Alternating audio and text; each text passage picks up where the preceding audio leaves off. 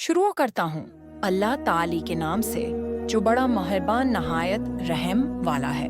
सब तारीफ अल्लाह ताले के लिए है जो तमाम जहानों का पालने वाला है, बड़ा मेहरबान नहायत रहम करने वाला, बदले के दिन यानी क़यामत का मालिक है।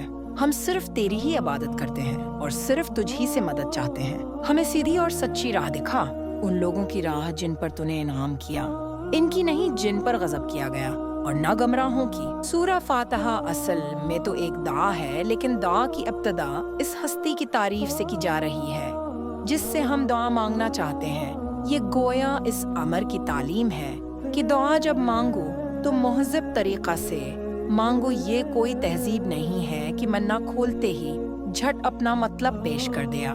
तहजीब का तकाजा ये है कि जिससे दुआ कर रहे हो पहले उसकी खूबी का, उसके एहसानात और उसके मर्तबे का एतराफ़ करो। तारीफ हम जिसकी भी करते हैं दो वजूह से क्या करते हैं, एक ये कि वो बजाय खुद हसन व खूबी और कमाल रखता हो, कता नज़र इससे कि हम पर उसके उन फ़ज़ाइल का क्या असर है। दूसरे ये कि वो हमारा मुहसिन हो और हम एतराफ़ नामत के जज्बा से सरशार होकर उसकी खूबियाँ बयान करें। अल्लाह ताला की तारीफ इन दोनों हैसियतों से है। यह हमारी कदर शनासी का तकाजा भी है।